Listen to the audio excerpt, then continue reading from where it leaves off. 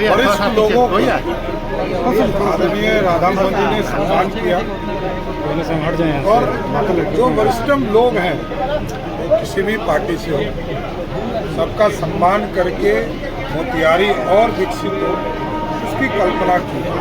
मैं राधा मोहन जी को भी उनके जन्मदिन पर बधाई देता हूँ, शुभकामना देता हूँ। इसी तरह लगातार मोतिहारी की सेवा करते हैं। सर दो टैक्स स्लैब जो हटाना है वो कौन कौन सा ये लगातार जीएसटी का अभियान चल रहा था। आदरणीय प्रधानमंत्री जी ने निर्देश दिया था कि आम लोगों को सुविधा दो, किसानों को सुविधा दो और फर्टिलाइजर के सेक्टर में सुविधा दी। हम सारे चीज़ों को इन्वॉल्व करके जीएसटी काउंसिल में ले जा रहे हैं और आपको अगले 2 से 3 दिनों में दिखेगा कि भारत में पूर्ण रूप से जीएसटी में क्रांति आएगी। भगवान शिव जी का जो गुरु स्वरूप है उधर से निकलिए उसका नाम है भगवान काटना दक्षिणामूर्ति। इस देश ने हमेशा गुरु परंपरा का पालन किया है, राष्ट्र को गुरु माना है, ज्ञान को गुरु माना है, माता को गुरु माना है, पिता को गुरु माना है। और जितने अनुभवी लोग जिन्होंने जीवन की और राष्ट्र जीवन की, राष्ट्र निर्माण की नींव रखी, उनको गुरु माना है। ऐसे गुरु सारे यहाँ महानुभाव बैठे हैं, उनमें से केवल एक को प्रणाम करने का मुझे सौभाग्य प्राप्त हुआ। मैं मंच से अनुमति लेते हुए सबसे प्रणाम करने की अनुमति मांगता हूँ।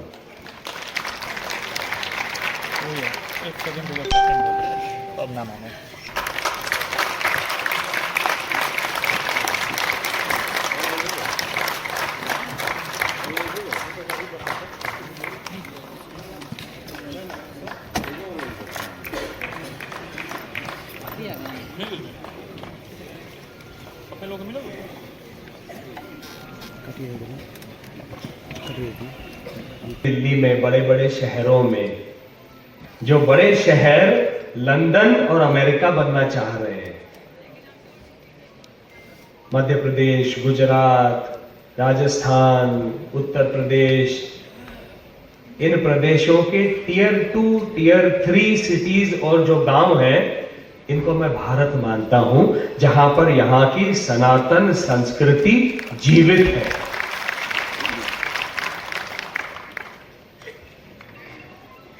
भगवत गीता में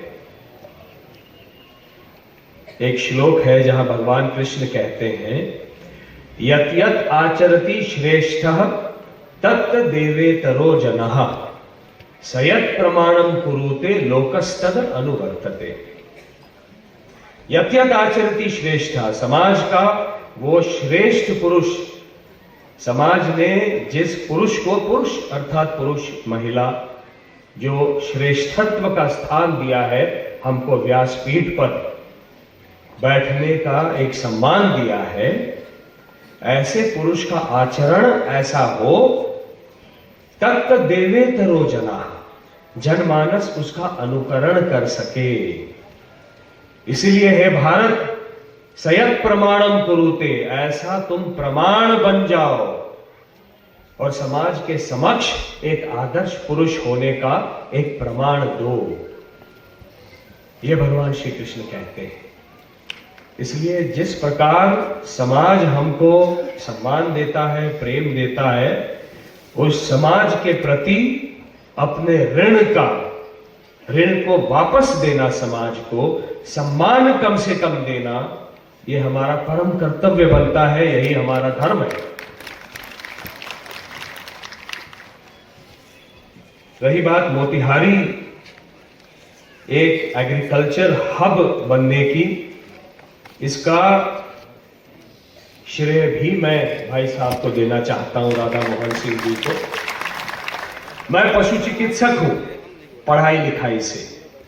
3 साल मैंने घोड़ों की सेवा की है, घोड़ों की चिकित्सा की है।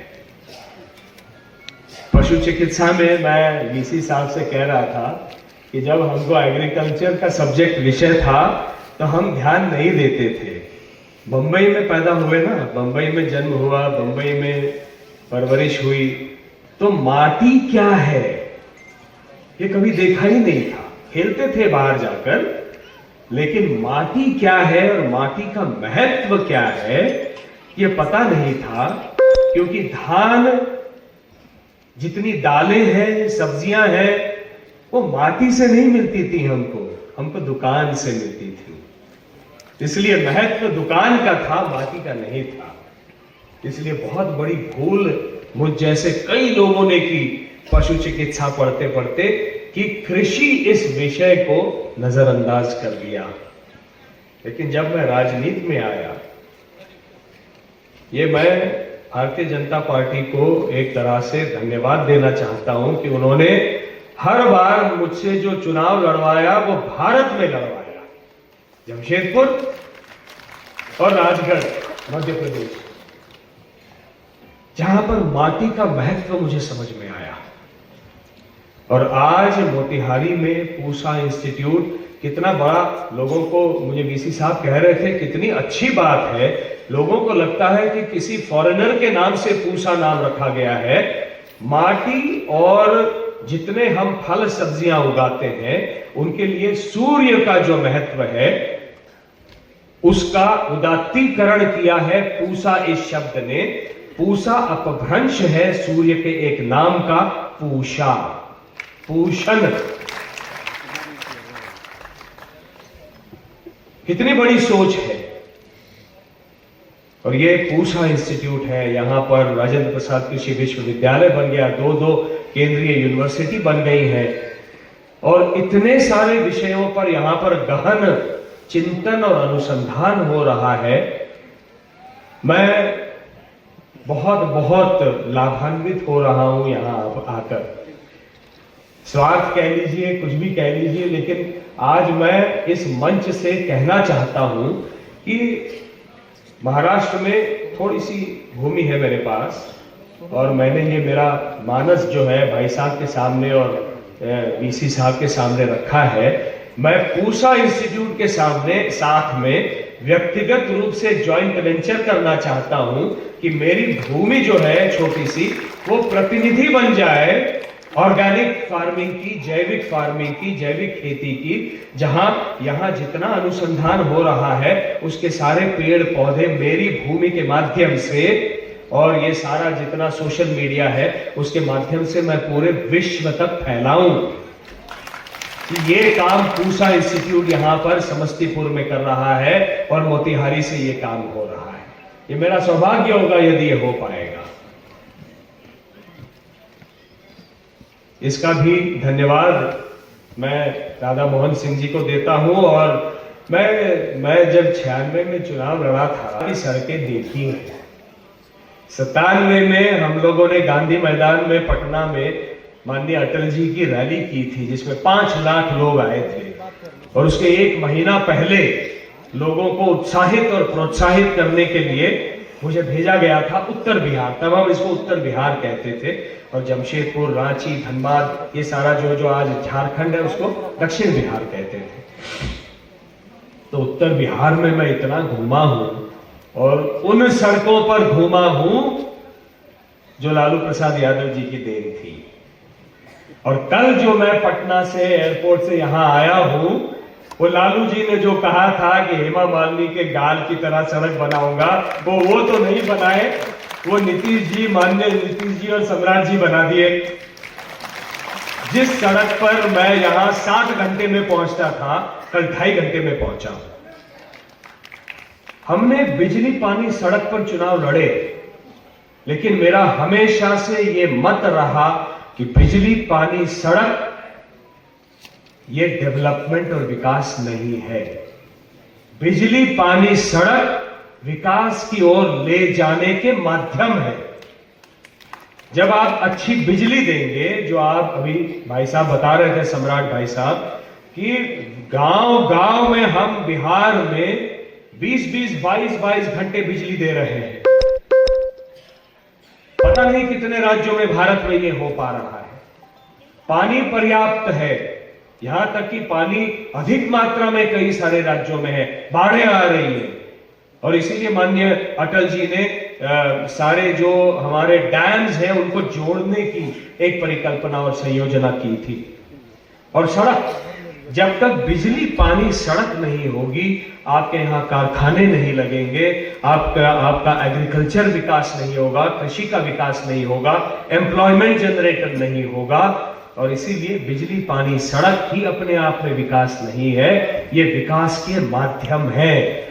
कृषि पशुधन मत्स्य विकास मेला 2025 के इस उद्घाटन समारोह में हम लोगों के नेता और लंबे समय से राजनीतिक जीवन में, सामाजिक जीवन में और जिनके जीवन में संगठन को ज्यादा मजबूत करने का काम शुरू किया।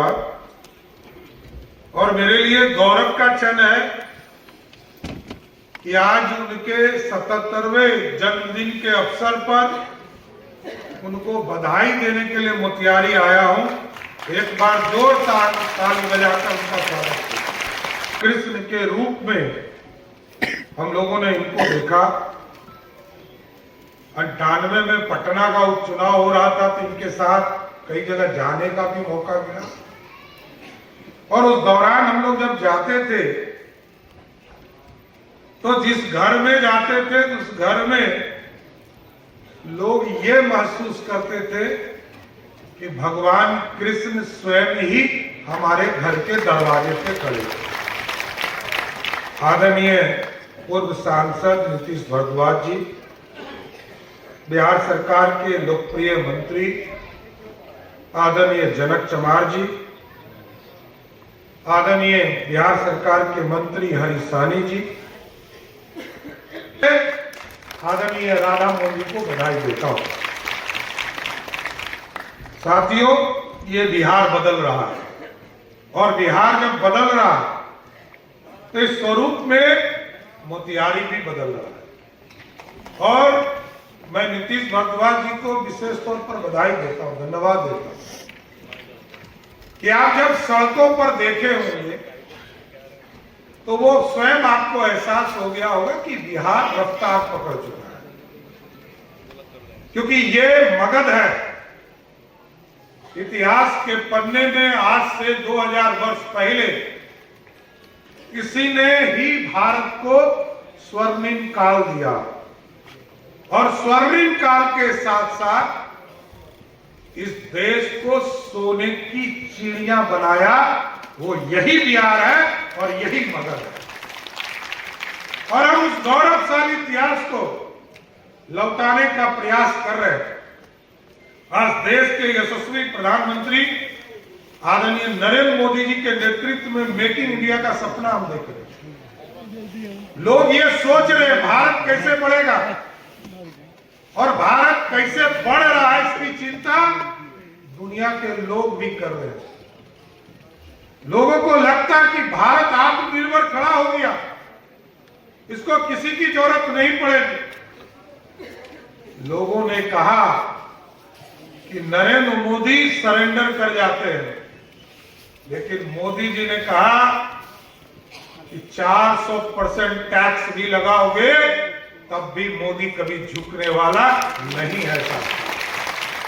और ऐसा भारत बनाना चाहते।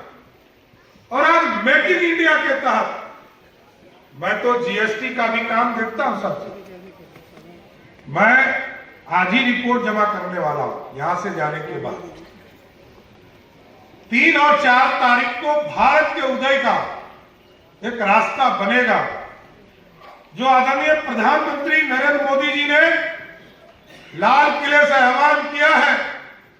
स्वदेशी अभियान चलाएंगे, इस भारत में बनने वाले चीजों को भारत के लोग यूज करेंगे, क्योंकि हम दुनिया के 140 करोड़ भारतीय हैं। दुनिया के चीजों को जिसको हम छोड़ देंगे वही देश गरीबी में चला जाएगा और हम अपने चीजों को बढ़ाने का काम करेंगे। अभी हम लोगों ने टैक्स स्लैब बदलने का निर्णय लिया। 4 तरह के टैक्स हम देते और 4 स्लैब है साहब, हम उसको 2 स्लैब में बदलने वाले। अभी तक 5% टैक्स, 12% टैक्स, 18% टैक्स और 28% टैक्स देते हैं। लेकिन मोदी जी का साफ निर्णय है कि भारत के नागरिक को मजबूत बनाओ, स्वदेशी अभियान चलाओ। मैं आपको स्वस्थ करके जाता हूं मोतिहारी की चंपारण की धरती से। अब भारत बढ़ेगा और 2 स्लैब को पूर्ण रूप से समाप्त नरेंद्र मोदी की सरकार करेगी साथियों। और साथियों, मैंने कहा स्वर्णिम काल देने वाला हम बिहार है, मगध है। अब मेकिंग इंडिया, भारत में बनने वाले चीजों को, उपयोग करने वाले चीजों को स्थापित किया जा रहा है। हम आपको स्वस्थ करते हैं मोदी जी के तरफ से, नीतीश जी के तरफ से। अब भारत में मेकिंग इंडिया का सपना देख रहा है, क्योंकि जब सोने की चिड़िया थी साथियों, तो भारत को कई आतंकियों ने लूटा।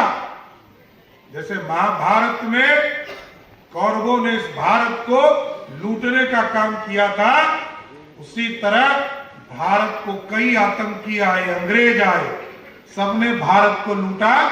लेकिन मोदी जी ने कहा है अब मेकिंग इंडिया का सपना देखना है और दुनिया में सोने का शेर बनाना है, जो दुनिया में दहाड़ने का काम कर सकेगा।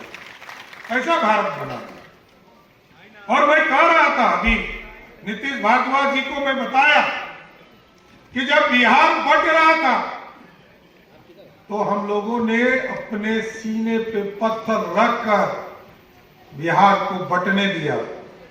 सरदार अटल बिहारी वाजपेयी जी का आह्वान था, आदिवासी के कल्याण के लिए अलग झारखंड बनाएंगे, आदिवासी समाज वहां बढ़े, इसकी चिंता आदरणीय अटल जी का था साथ। नीतीश भारद्वाज जी वहीं से सांसद उस इलाके से होते थे, टाटा के इलाके से। लेकिन साथियों, जब बिहार बढ़ रहा था, यह सबसे चिंता करने वाली चीजें है साथियों। बिहार जब बढ़ रहा था तो बिहार में जो रेवेन्यू था उसका 13% रेवेन्यू आज के बिहार में था और 87% रेवेन्यू झारखंड चला गया था। लेकिन आज बिहार बदला क्योंकि आप लोगों ने जनमत बदला। और जनमत जब बदला साथियों, आदरणीय नीतीश कुमार जी और सुशील मोदी जी के नेतृत्व में कुशल वित्तीय प्रबंधन का काम शुरू हुआ और जब देश को आगे बढ़ाने का काम बिहार की जनता लगातार एनडीए को मैंडेट देते रही, तो मेरा सीना उस दिन 56 इंच का हो गया था जब आपके आशीर्वाद से, मोदी जी के आशीर्वाद से, नीतीश जी के आशीर्वाद से जब मैं वित्त मंत्री बना और बिहार का उप मुख्यमंत्री बना, तो जब बजट पेश हो रहा था साथियों, 1 घंटा पहले झारखंड ने बजट पेश किया और जिसके पास 87% रेवेन्यू था, उस झारखंड का बजट 1,40,000 करोड़ था और गरीब बिहार का बजट 3,17,000 करोड़ का बजट था। यह बदला हुआ बिहार है। और आज मैं कह सकता हूं 4 रास्ते हैं साथियों जिससे हम व्यवस्था बदलते हैं। Air traffic, Airways, roadways, waterways और रेलवेज। ये 4 ही रास्ते हैं जिसके माध्यम से इस पूरे भारत की इकोनॉमी बदली है। कल तक हम सपना देखते थे साथियों कि हमारे यहां राजधानी चल जाए तो बड़ा गौरव की बात हो जाएगा, राजधानी चलेगा। लेकिन आदरणीय प्रधानमंत्री जी आए थे साथियों, आदरणीय प्रधानमंत्री जी जब यहां आए उन्होंने विकसित बिहार का सपना देखा।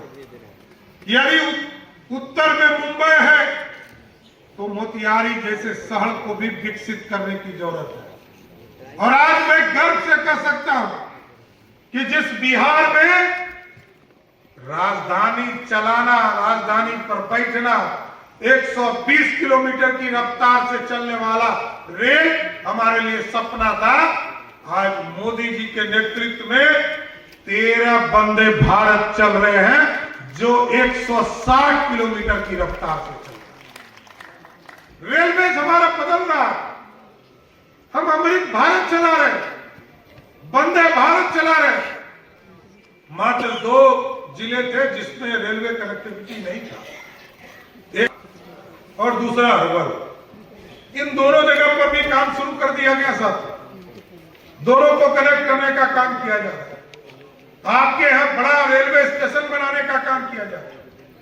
ट्रैक को कमर्शियल जोन में कन्वर्ट किया जा रहा है। और इसके साथ साथ रोडवेज, कितने एक्सप्रेसवे आप देखिए, कल्पना से बाहर, चाहे वो सिल्लीगुड़ी से गोरखपुर का एक्सप्रेसवे हो, हल्दिया से रक्सौल।